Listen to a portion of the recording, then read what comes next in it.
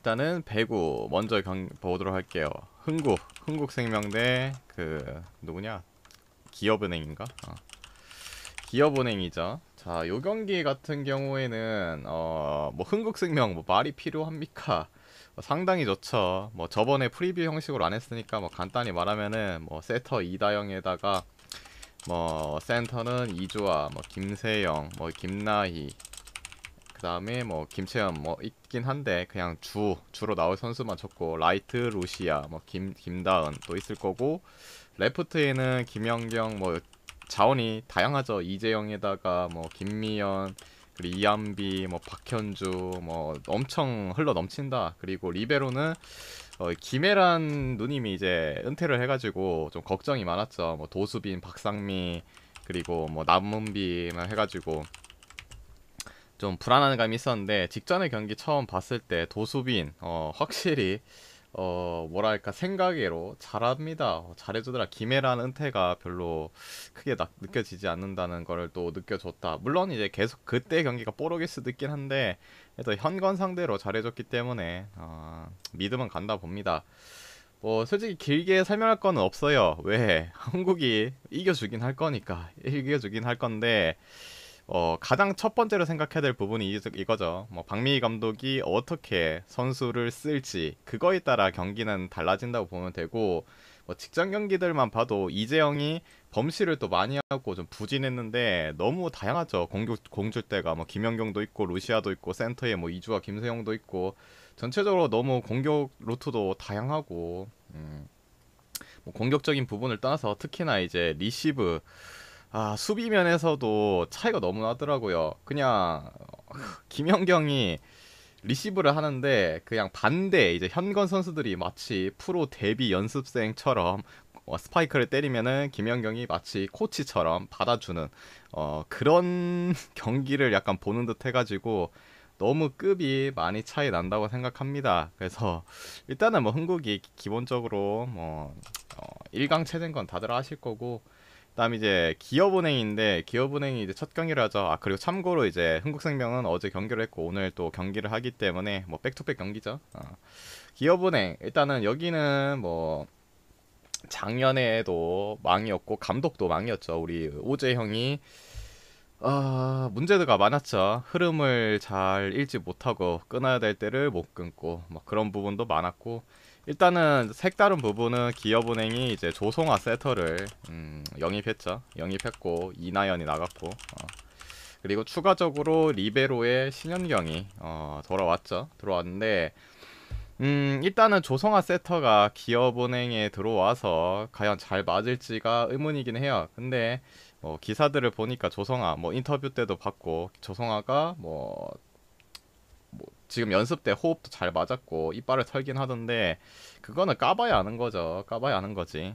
그리고 추가적으로 이제 용병이 새로 들어왔죠. 라자레바라는 친구.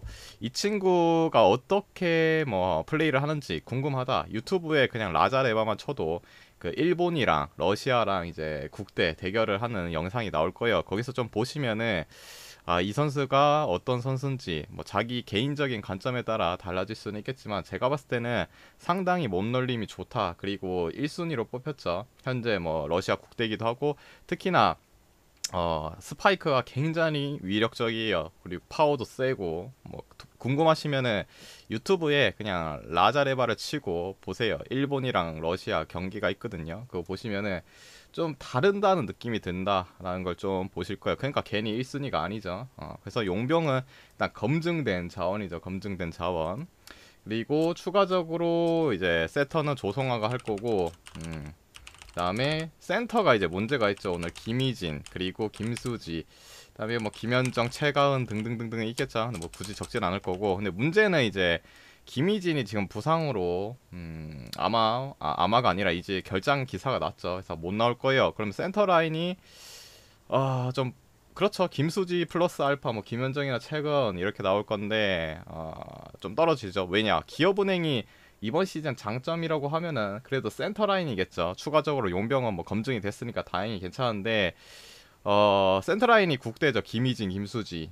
좋긴 한데 김인진도 나올 수 없고 추가적으로 조성아와 이제 호흡이 과연 잘 맞을까라는 부분이 계속적으로 들고 특히나 이 팀의 가장 큰 단점이 있죠. 단점이 뭐냐? 레프트 자원이 표승주, 육서영, 뭐 김주양 뭐 이렇게 나올 건데 뭐 기사로 그걸 봐도 그렇고 뭐 인터뷰 때도 봐도 그렇고 육서영이 많이 성장을 했다고 해요.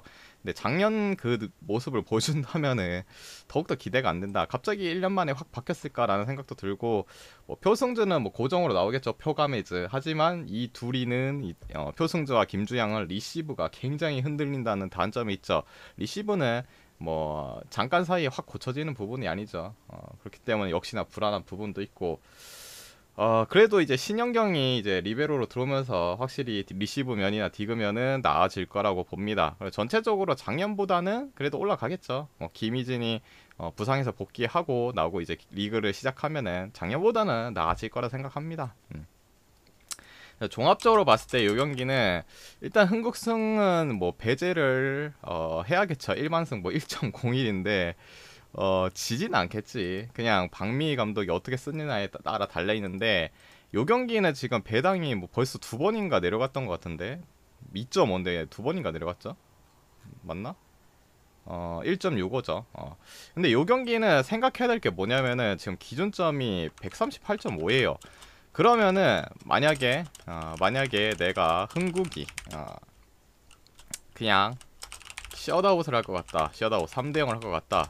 그러면은 디테일링 사랑님 별풍선 55개 감사합니다. 아이고 또 디테일 사랑님 또 저 왔어요. 55개 또 후원 감사드리고 또 안녕하세요. 쪽지 보내드렸어요 아까. 네, 그 MLB랑 NBA는 8시에 하도록 할게요.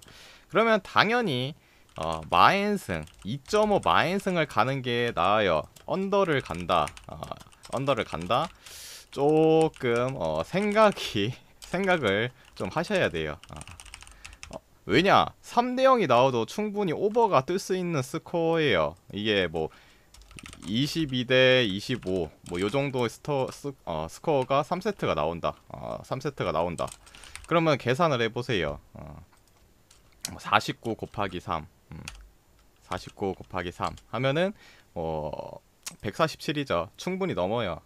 그렇기 때문에 그냥 저건 예시를 든 걸 뿐이지 그냥 4세트가 아니라 3세트 간다 해도 충분히 나올 수 있는 점수입니다.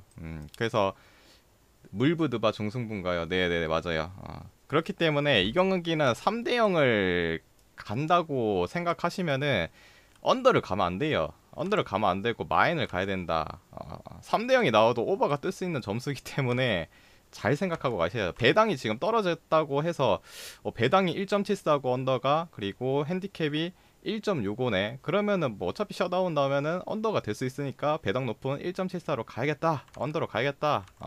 그러면은 안 돼요. 그냥 3대0이면은 그냥 마인승을 가세요.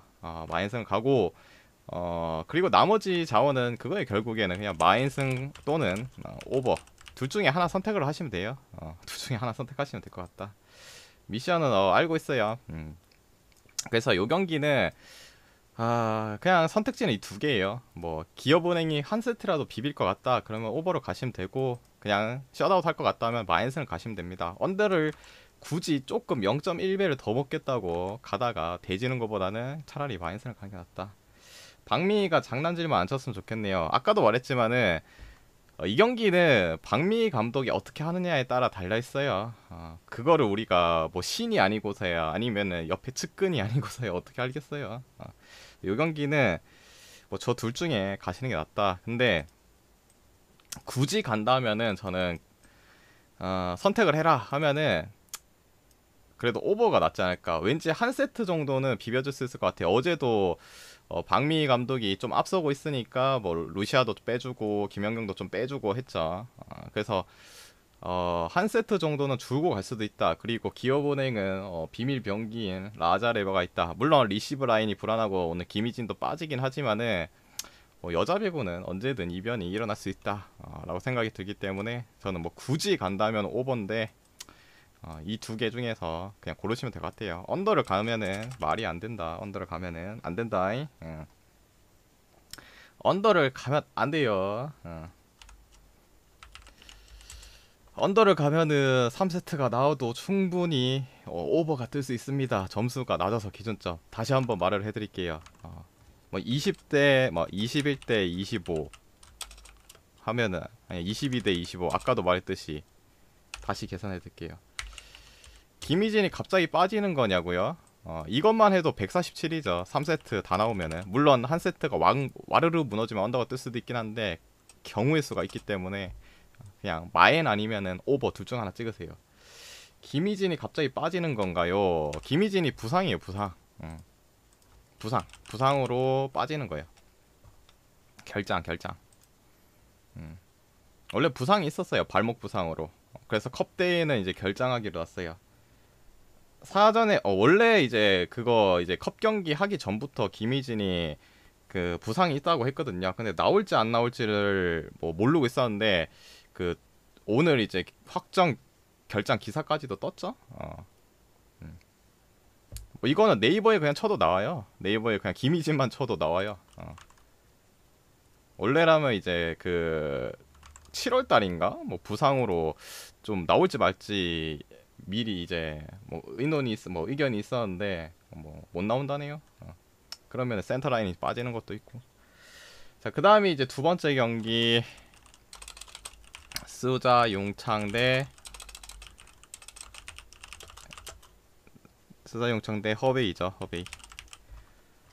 자, 요 경기 하도록 할게요. 일단 중국 축구. 어제 같은 경우에 둘 다 정배가 들어왔어요. 요새 중국 축구를 보면은 정배가 연속으로 두 번 잘 안 들어오던데 어제는 들어왔다. 그래서 오늘은 쓰나미가 아닌가라는 생각이 갑자기 그냥 머릿속에 들어요. 들긴 하는데 일단 하도록 할게요. 자, 일단은 스자용창 뭐 그런 식으로 접근하면 한도 끝도 없으니까 그냥 넘어가고, 뭐 저 앞에 경기는 들어왔네, 뒷 경기는 터질 것이다, 뭐 그런 경우가 많아서 그렇게 보시는 분이 많을 건데 어쩌겠어요. 이 바닥은 뭐 그냥 분석대로 하는 게 맞다. 자, 스자용창 같은 경우는 직전에 이변을 만들어냈죠. 직전에 베이징과 한전 2대2 무승부를 캤다. 이게 뭐 쓰나미를 일으킨 경기죠.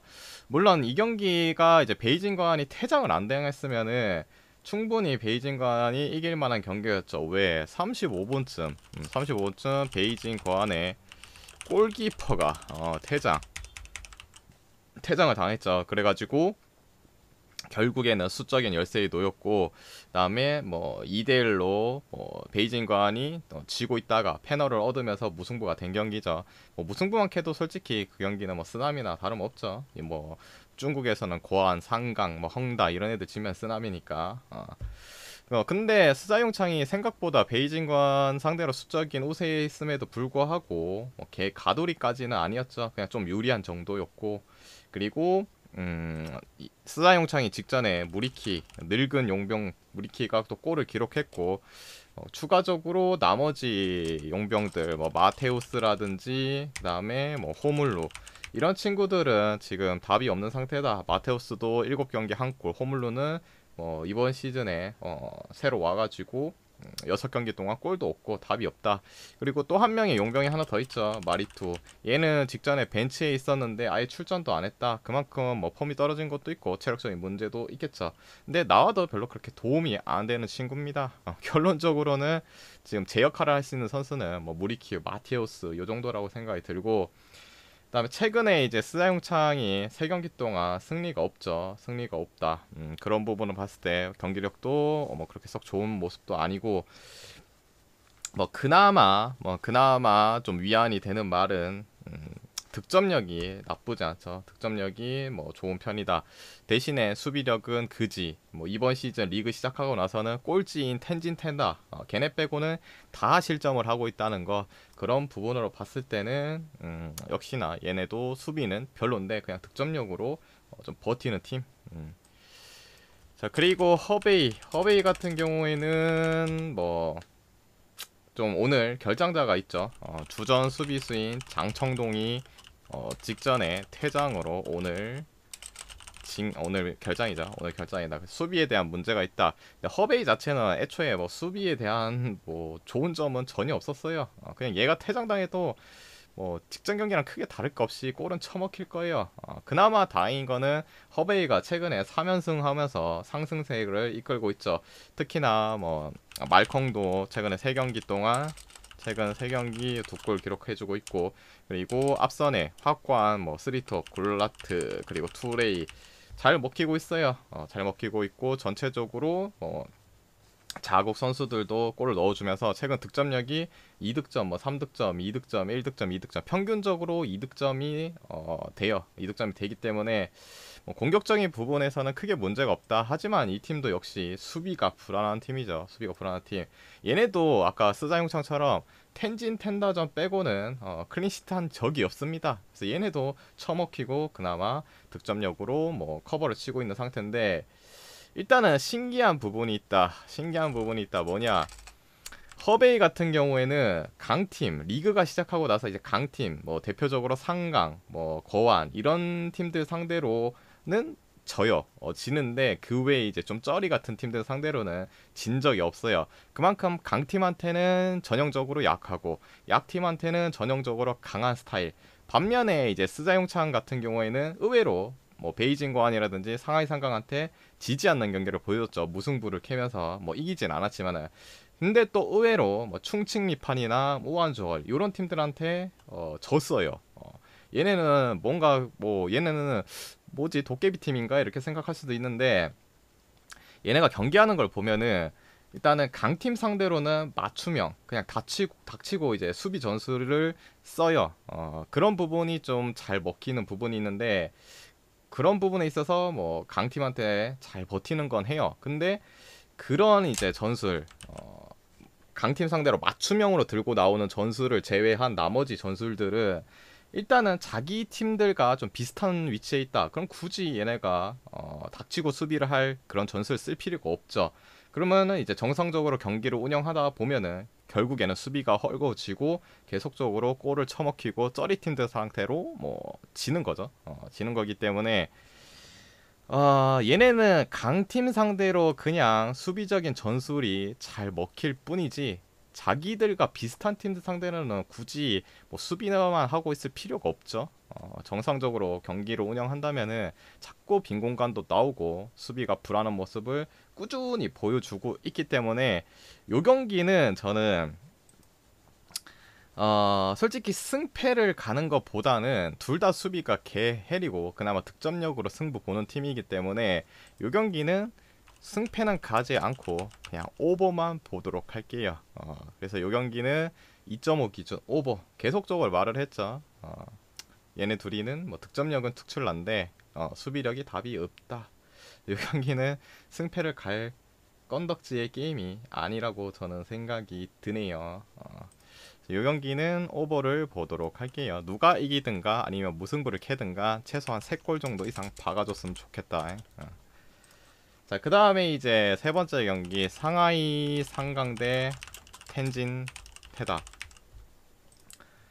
자, 일단은 상하이 상강 같은 경우에는 뭐 크게 문제점이 없죠. 오늘 경기에서 누가 뭐 국대 차출로 끌려 나갔다니. 요새 말을 많이 해드렸죠. 뭐 저기 자아비도 끌려 나가고 엘샬라이도 끌려 나가고 한데, 상하이 상강에는 나간 사람이 없습니다. 아시아 예선 같은 경우에는 이미 그 연기가 됐죠. 그리고 제가 오늘 공지사항에도 올렸듯이 이제 UEFA 네이션스 리그가 시작되죠. 그러면은 차출을 해요, 유럽 선수들은. 근데 여기는 없다. 결국에는 뭐 없으니까 보면은 뭐 오스카, 헐크, 뭐 남미 쪽 애들이죠. 로페즈, 그다음에 아우메도프, 아르나우토비치, 요 정도 있죠. 근데 직전에 이제 경기들을 보면은 좀 상하이 상강이 안 좋았던 부분이 있죠. 최근에 보면은 4경기째 실점 중이었어요. 물론 실점을 봐도 뭐 2실점, 3실점 이 정도까지는 아니죠. 1실점이 대부분이었고, 그나마 가장 최근 경기에서 충칭전에서는 다시 클린시트를 해냈죠. 그만큼 뭐 수비 자체는 약하진 않은데 최근에 좀 골을 1실점씩 했다는 거, 그런 부분이 좀 아쉬운 부분이고, 그리고 좀 뭐 기록지상으로 살펴보면은 연속적으로 클린시트한 경기는 없긴 해요.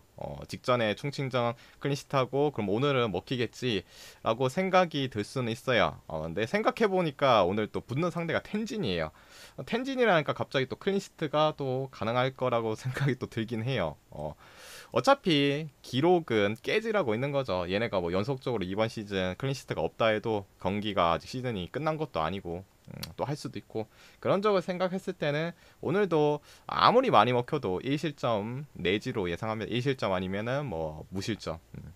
그리고 추가적으로 요새 실점을 좀 자주 하고 있어서 그 부분을 이제 득점력으로 찍어 눌러줘야 되는데 최근 용병들이 살짝 뭐 부진했죠. 근데 직전에 아르나우 토비치도 그렇고 오스카도 그렇고 골을 기록을 했죠. 추가로 이제 헐크가 몸 상태가 좀 안 좋았는데 최근에 교체로 출전하다가 직전에는 풀타임까지 소화했고 오늘도 역시 뭐 풀타임 소화는 가능한 부분 그리고 로페즈도 역시 교체로 나오면서 체력적인 부분도 안배를 해줬기 때문에 뭐 전체적으로 용병들이 뭐 오늘 결장할 것 같다는 느낌은 별로 안 든다. 그리고 뭐골 직전에 골도 기록했고 뭐 체력적인 부분도 잘 갖춰져 있기 때문에 컨디션은 계속적으로 올라올 거라고 저는 생각이 드네요.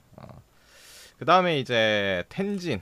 텐진 같은 경우 뭐 다들 아시다시피 뭐 입이 닳도록 말을 했지만은 슈틸레키가 잘리고 나서 변화를 줬는데 그마저 역시도 안 됐다는 거.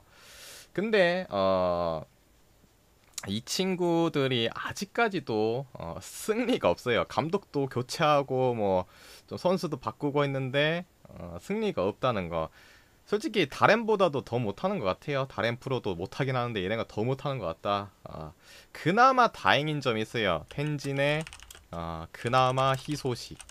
제가 저번 경기할 때 설명을 해드렸는데 조나탄이 돌아왔죠.